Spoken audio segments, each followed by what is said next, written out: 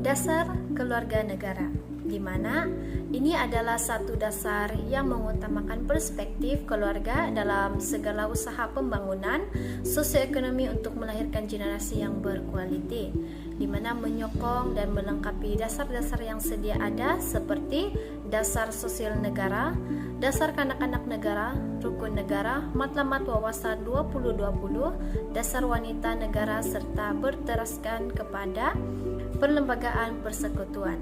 Dasar keluarga negara ini juga dilengkapi dengan pelan tindakan keluarga negara agar dapat memperincikan tindakan yang perlu diambil oleh kementerian, jabatan, NGO, agensi, sektor swasta, ahli akademik, dan juga anggota masyarakat.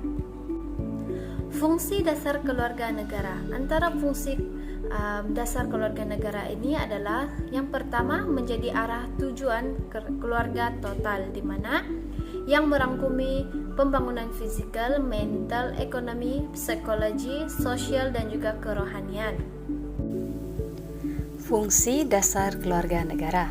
Yang kedua adalah untuk pembangunan modal insan, yaitu sebagai sebuah penggerak pembangunan sesebuah negara, serta dasar program perkhidmatan, perlindungan, dan infrastruktur sokongan agar keluarga berupaya bahkan menjadi kekuatan dalam diri perlu dibangun dan disebar luas. Yang ketiga adalah pembentukan dan pengukuhan institusi keluarga, di mana setiap keluarga diperkukuhkan untuk melaksanakan tanggung jawab dan peranan dalam aspek pelbagai seperti ekonomi, kekeluargaan, kerjaya, dan kehidupan untuk kestabilan, keharmonian, dan kesejahteraan hidup.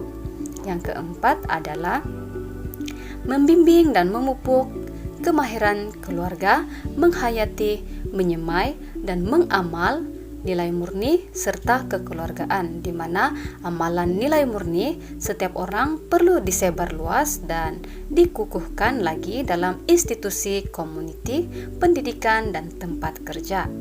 Yang terakhir adalah mengeratkan hubungan antara generasi agar warga emas ataupun yang lebih dewasa mampu memelihara dan menurunkan warisan nilai murni dan ciri-ciri akhlak mulia kepada generasi yang akan datang seperti remaja dan kanak-kanak. Strategi untuk pelaksanaan dasar keluarga negara adalah yang pertama adalah untuk meningkatkan community dan penglibatan individu bagi mengutamakan perspektif keluarga dalam pembangunan sosioekonomi negara. Selain itu, untuk memastikan dasar undang-undang, prosedur, serta penguatkuasaan dalam perspektif keluarga. Seterusnya, untuk menyediakan dan memastikan perkhidmatan, program, dan kemudahan mesra keluarga dan mudah diakses. Bekerja dengan ibu bapa. Bekerja dengan ibu bapa ini melibatkan pendekatan berpusatkan keluarga dalam cara bekerja dengan keluarga secara keseluruhan, cara menyokong kanak-kanak, dan juga cara menyokong ibu bapa. Dari segi cara bekerja dengan keluarga secara keseluruhan ialah mencoba untuk sensitif dan responsif kepada pelbagai jenis keluarga, termasuk keluarga yang pelbagai dari segi sosioekonomi, keluarga yang pelbagai budaya dan linguistik, keluarga pelangi atau jantina yang sama, keluarga campuran, dan keluarga keibubapaan bersama. Ini mungkin bermakna menawarkan perkhidmatan yang boleh didapati dalam bahasa yang berbeza adalah sesuai untuk digunakan.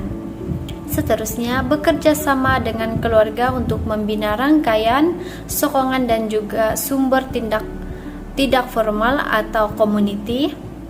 Contohnya di sini, jika kita menyambungkan ibu bapa baru dengan kumpulan ibu bapa yang baru, mereka mungkin memerlukan sokongan yang kurang formal.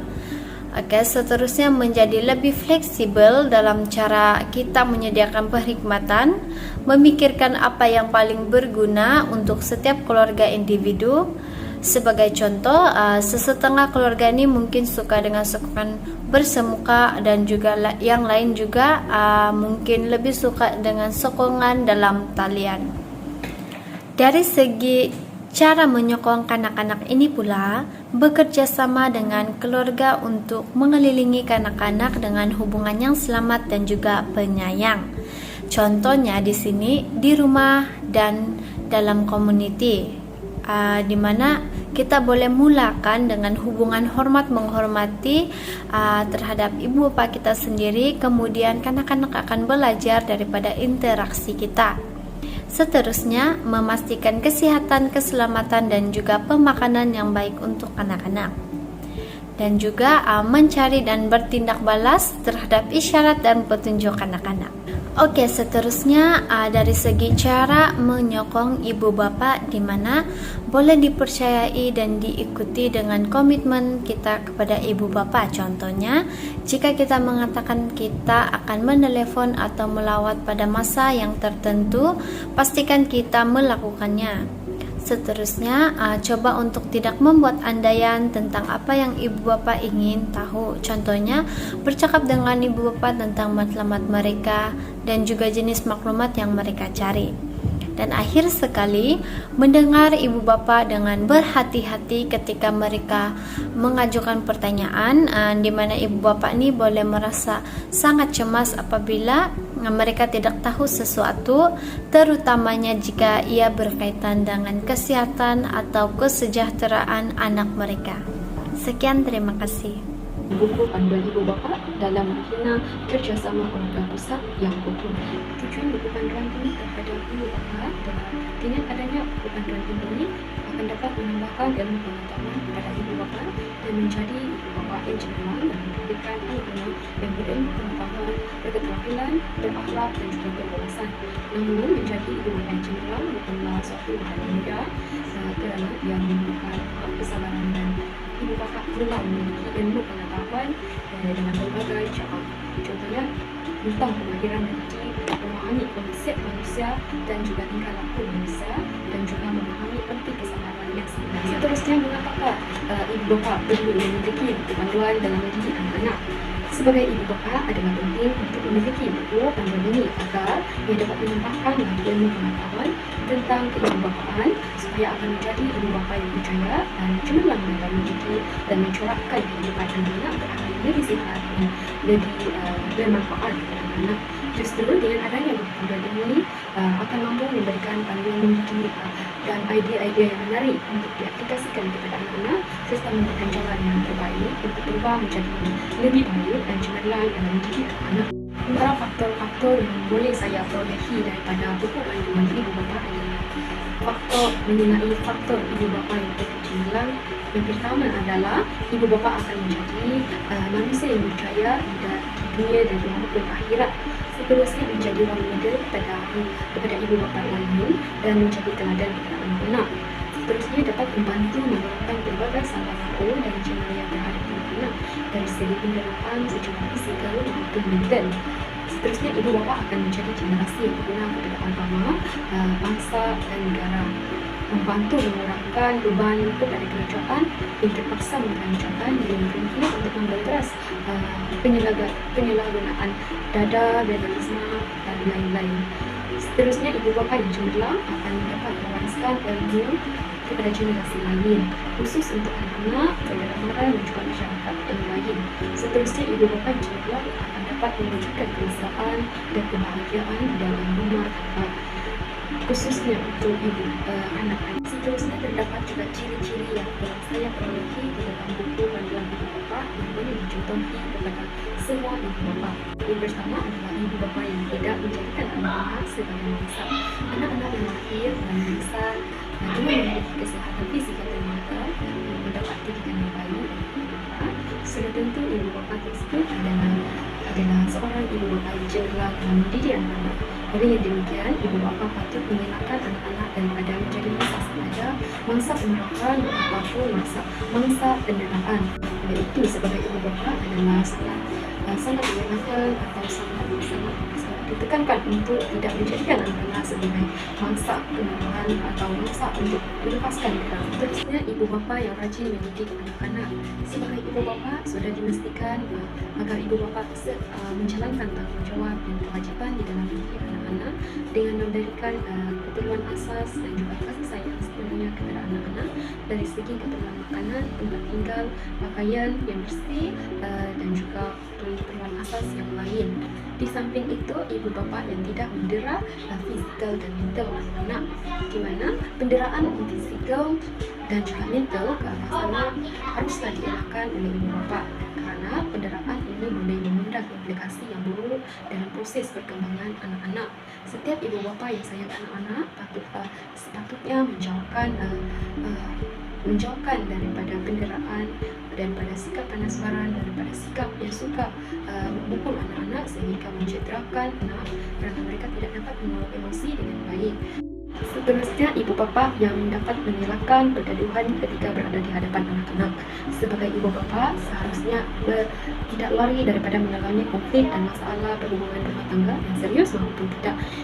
Namun, ibu bapa seharusnya bijak dalam mengawal atau mengelakkan tingkah laku apabila berada di hadapan anak-anak, kerana sudah tentu anak-anak akan mencontohi perbuatan ibu bapa apabila mereka melihat ibu bapa mereka melakukan hal-hal yang tidak sepatutnya.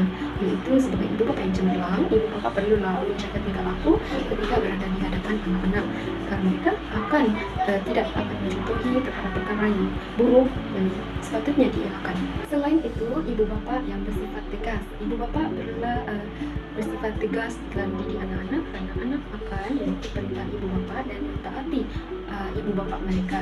Tegas dalam mendidik tidak memerlukan ibu bapa untuk menjadi seorang yang garang sehingga menjerit-jerit kepada anak dan bersikap kasar sehingga melontarkan perkataan-perkataan yang tidak sepatutnya. Ketegasan adalah satu cara untuk memberitahu anak dengan serius dan yakin tentang sesuatu akan perkara tersebut. Bercakap dengan nada yang serius dan penuh keyakinan semasa anak melakukan kesalahan supaya anak tahu tentang kesalahannya dan tidak akan mengulanginya. Oleh itu, ibu bapa seharusnya bersifat tegas dalam mendidik anak-anak supaya anak-anak akan dapat dibentuk dan dididik dengan ibu bapa yang berfikiran positif, di mana harus berfikiran positif terhadap pembentukan akhlak ketika mendidik anak-anak, supaya anak-anak akan tahu supaya akal pikiran yang positif akan dapat membersihkan akal dan menenangkan jiwa, kerana orang yang berfikiran positif akan sentiasa mencari kebenaran dan kejayaan, terutamanya ketika ibu bapa mendidik anak-anak. Ibu bapa haruslah sentiasa berfikiran positif ketika mengendalikan anak-anak dan juga suami, agar ibu bapa akan terus dapat memperkembangkan lagi cara mendidik anak dengan sebaiknya dengan cara yang lebih samping itu, ibu bapa yang bijak mengawal emosi. Sebagai ibu bapa seharusnya emosi adalah perkara utama yang perlu dijaga dan perlu diketengahkan, kerana apabila manusia atau ibu bapa tidak mampu mengawal emosi dengan baik, kejadian buruk akan sering berlaku seperti pergaduhan, penyanderaan, jenayah dan berbagai perkara-perkara yang tidak diinginkan. Ibu bapa yang bijak seharusnya menjadi tahu untuk mengawal emosi dan tidak menurut hawa nafsu yang jahat. Terusnya, ibu bapa yang pandai menyelesaikan masalah. Sebagai ibu bapa, perkara ini adalah perlu diketengahkan, kerana setiap masalah mesti dicari punca dan barulah didapati jalan tengah. Buku panduan ibu bapa ini adalah bertujuan untuk mendidik ibu bapa supaya dapat menjalankan tanggung jawab dan memahami tanggung jawab yang perlu dilaksanakan. Seterusnya, dapat memberitahu ibu bapa tentang kesalahan dan perkara yang perlu dielakkan semasa mendidik anak. Seterusnya, memberi idea menjauhkan anak daripada dada dan gejala negatif. Seterusnya, dapat mendidik ibu bapa untuk menjauhi perkara-perkara yang dilarang ketika mendidik anak-anak.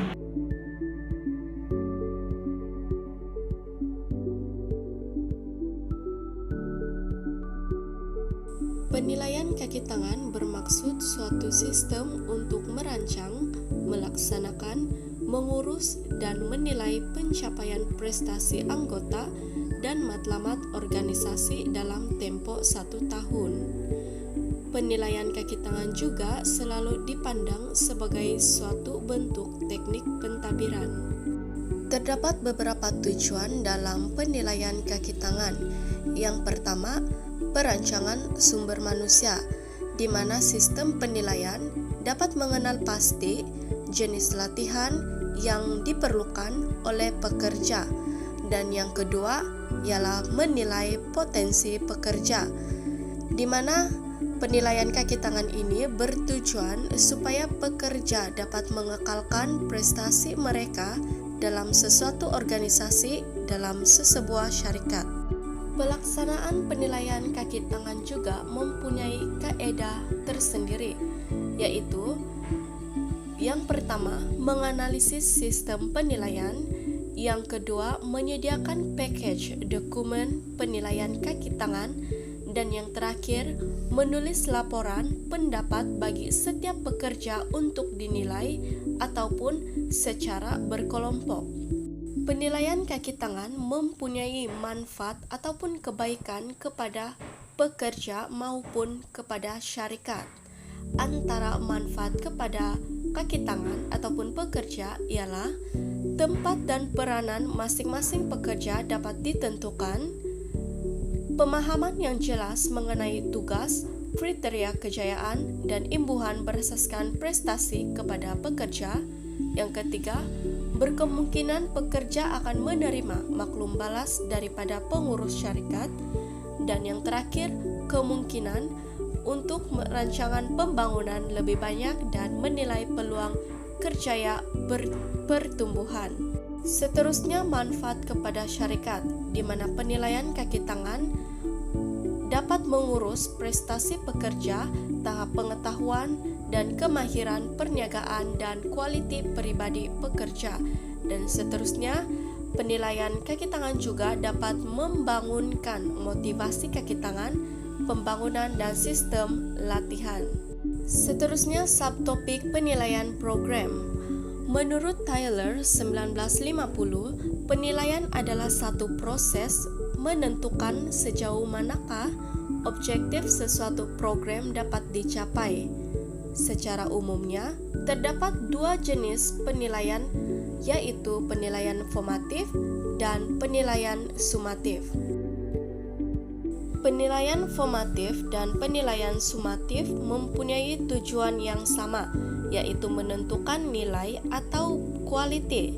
Manakala kegunaan kedua-dua penilaian ini adalah berbeza, yaitu penilaian formatif digunakan untuk menambah baik program, manakala penilaian sumatif digunakan untuk membuat keputusan terhadap masa depan program atau pengubahsuaian. Pengguna penilai pula juga adalah berbeza, yaitu penilaian formatif hanya digunakan oleh pengurus program dan staf-staf, manakala penilaian sumatif digunakan oleh pentadbir, pembuat dasar, bakal pelanggan, atau agensi pembiaya. Dari segi penilaian formatif mempunyai keutamaan, yaitu penilai-penilai dalaman dibantu oleh penilai-penilai luaran, manakala penilaian sumatif biasanya dinilai oleh penilai luaran yang dibantu oleh penilai-penilai dalaman.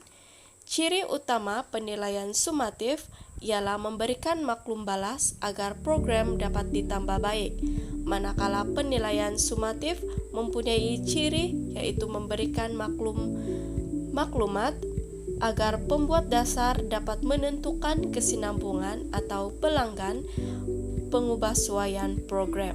Itu saja dari saya dan saya serahkan kepada pembentang yang seterusnya. Selamat pagi kepada Severdi. Saya Evelyn Claura Julius dan hari ini saya akan menjelaskan poin yang seterusnya bagi topik 10, yaitu Family Need Evaluation atau jenis keperluan keluarga. Sebelum kita masuk dalam isi yang pertama, maksud Family Need Evaluation ini adalah di mana di dalam sebuah ahli keluarga atau sebuah keluarga mempunyai ibu, bapak, adik, abang atau kakak yang dimana akan saling melengkapi antara satu sama lain. Di sini kita akan masuk dalam isi, yaitu berkenaan dengan jenis keperluan sesebuah keluarga yang terbagi kepada 4 bagian, yaitu ekonomi, jenis sosial, perlindungan, dan kasih sayang. Poin yang pertama adalah ekonomi. Dalam keperluan ekonomi, wajarlah ibu bapak harus bekerja sama bagi mencari uang untuk memberikan keperluan seperti makanan, baju, tempat tinggal terhadap anak-anak. Oleh itu, sebagai ibu bapak harus tahu mengurus tentang naik turun ekonomi keluarga pada masa kini, tambahan pula dengan wabah yang lagi menular sekarang, yang menyebabkan banyak orang kehilangan pekerjaan dan tidak mampu menyediakan segala keperluan terhadap ahli keluarga. Oleh itu, ibu bapak harus tahu mengurus keuangan dengan keadaan ekonomi pada masa kini. Seterusnya, jenis sosial. Jenis sosial di sini dalam sebuah keluarga haruslah menyediakan gaya hidup yang lebih bagus dan stabil dengan apabila menghadapi sebarang permasalahan haruslah berbincang dengan ahli keluarga yang lain bagi memastikan masalah tersebut dapat diselesaikan, dan ini merupakan jenis sosial dalam sebuah ahli keluarga. Seterusnya, keperluan terhadap perlindungan, di mana sesebuah keluarga haruslah mampu menyediakan tempat perlindungan kepada ahli keluarga seperti rumah dan sebagainya, dan sewajarnya mampu menampung kos penjagaan kesehatan bagi setiap ahli keluarga, karena pada masa kini kerajaan telah memberikan segala kemudahan terhadap rakyat seperti klinik kesehatan dengan cas yang berpatutan bagi untuk rakyat. Oleh itu, kita haruslah merancang keuangan keluarga, kos penjagaan kesehatan untuk tidak menjadi beban kepada diri apabila berlaku sebarang kecemasan. Akhir sekali, kasih sayang. Sebagai seorang ibu bapak, haruslah memberikan kasih sayang terhadap anak-anak bagi menyemai sikap penyayang dalam diri anak-anak tersebut, karena kehadiran ibu bapak amatlah penting dalam tempo anak-anak membesar, seperti ketika anak-anak berada dalam kekecewaan atau menghadapi permasalahan terhadap tugasan atau pembelajaran mereka. Ibu bapak haruslah berada di samping anak-anak untuk memberikan mereka ketenangan bagi menghadap masalah yang mereka hadapi, dan dengan itu mampulah kita memberikan kasih sayang sepenuhnya terhadap anak-anak. Seterusnya, kita akan masuk dalam pendidikan dalam keluarga. Pendidikan dalam keluarga ini dia terbagi kepada 2 bagian, yaitu pendidikan Islam dan pendidikan keselamatan. Dalam pendidikan Islam dalam keluarga haruslah diutamakan kepada anak-anak, ialah mengenai agama. Pada usia awal kanak-kanak haruslah dibentuk agar mempelajari dan mengetahui pendidikan agama mereka agar akhlak atau kepribadian mereka dapat dibentuk. Seterusnya, pendidikan keselamatan. Di sini, ibu bapak haruslah mengutamakan keselamatan anak mereka dengan memberikan pendedahan kepada anak-anak mereka mengenai ancaman yang bakal mereka hadapi di luar sana. Sebagai contoh, ibu bapak haruslah mengajar anak-anak jika ada seseorang yang tidak dikenali atau menyentuh atau memegang alat sulit mereka, segera beritahu guru atau ibu bapak, atau seseorang yang memukul atau membawa mereka pergi kemana-mana saja haruslah memberitahu kepada guru atau ibu bapak. Dan kedua-dua pendidikan ini amatlah penting untuk diamalkan dalam pendidikan keluarga ibu bapak atau keluarga, karena merupakan orang yang berperanan dalam menentukan kanak-kanak menaik pendidikan. Seterusnya, kita akan masuk dalam poin yang terakhir, yaitu masa keluarga. Bagi kita memenuhi keperluan keluarga dan kos-sara hidup yang kian meningkat, kebanyakan ibu bapak pada masa kini perlu bekerja. Kadangkala kesibukan ibu bapak dan ayah yang keluar bekerja setiap hari membuatkan mereka kekurangan masa untuk diluangkan bersama keluarga. Dan jangan jadikan ini tidak cukup masa sebagai alasan untuk menghalang Anda untuk bersama-sama keluarga, karena setiap orang diberikan 24 jam sehari untuk dimanfaatkan sebaik-baiknya. Seperti pada hujung minggu adalah waktu paling berharga untuk melakukan aktivitas sehat bersama-sama keluarga, tidak kiralah di mana maupun di luar rumah. Dan antara aktiviti yang boleh dilakukan ialah makan bersama, berkelak, bermain, dan sebagainya. Semua ahli keluarga wajib ada berbeda dan makan bersama di meja makan. Bukan saja ibu bapak, malah anak juga pasti seronok dapat makan bersama, terutamanya bagi mereka yang jarang bersua walaupun tinggal dalam rumah yang sama. Paling penting, letaklah telepon bimbit masing-masing jauh dari meja makan dan jangan benarkan siapa melayani atau memegang gadget pintar mereka dalam tempo tersebut, karena waktu tersebut adalah masa untuk ahli keluarga berbual kira-kira apapun topik yang mereka mau. Isu ataupun tren kini dalam pendidikan awal kanak-kanak. Sebelum kita mendalami topik ini, mari kita pahami apa itu isu ataupun tren. Isu ataupun tren ini adalah arah aliran dan perkembangan sesuatu budaya yang membentuk amalan yang memberi kesan, sama ada kesan negatif ataupun positif kepada masyarakat. Manakala definisi bagi pendidikan awal kanak-kanak adalah pendidikan peringkat awal kanak-kanak. Awal kanak-kanak ini ialah istilah yang merujuk kepada tempo masa kanak-kanak dari lahir sehingga 8 tahun. Terdapat beberapa isu ataupun tren yang boleh dibincangkan dalam pendidikan awal kanak-kanak, antaranya adalah kelayakan seorang pendidik. Sebelum ini tidak terdapat isu tentang kelayakan seorang pendidik. Tetapi apabila timbul kes seperti dera kanak-kanak dan tidak mempunyai pengetahuan asas tentang cara pengajaran kanak-kanak, maka timbullah kes ataupun isu tentang kelayakan seorang pendidik. Oleh itu, seorang pendidik sekurang-kurangnya perlu mempunyai kelayakan dalam diploma pendidikan awal kanak-kanak. Perkara ini demikian karena pendidik akan berhadapan dengan kanak-kanak, dan kanak-kanak tersebut perlu mendapatkan bimbingan yang betul. Di samping itu, pengasuh ataupun pendidik perlu mengikuti kursus asuhan dan didikan awal kanak-kanak Permata KEP, yaitu kursus yang diiktiraf oleh Jabatan Kebajikan Masyarakat Malaysia. Dan kursus ini adalah khas untuk pengetahuan tentang kanak-kanak. Melalui kelayakan ini, pendidik akan mempunyai pengetahuan dan kemahiran asas dalam mendidik kanak-kanak agar tidak berlaku kes yang tidak diingini seperti kes dera dan cara penyampaian ataupun pengajaran yang tidak sesuai untuk anak-anak. Selain itu, pengaruh teknologi seperti gadget. Dengan perkembangan teknologi ini, terdapat beberapa ibu bapa yang memanjakan anak-anak mereka dengan memberikan gadget agar anak-anak mereka tidak terlalu meragam. Maka kanak-kanak akan leka dengan bermain permainan yang ada dalam gadget tersebut dan menonton video di YouTube, sehingga kanak-kanak leka dan tidak suka untuk belajar. Melalui gadget ini terdapat kesan positif dan negatif, di mana kesan positif kanak-kanak boleh belajar abjad, bahasa dan nombor, tetapi kesan negatifnya adalah kanak-kanak hanya menghafal dan tidak memahami apa yang mereka lihat dan mereka dengar.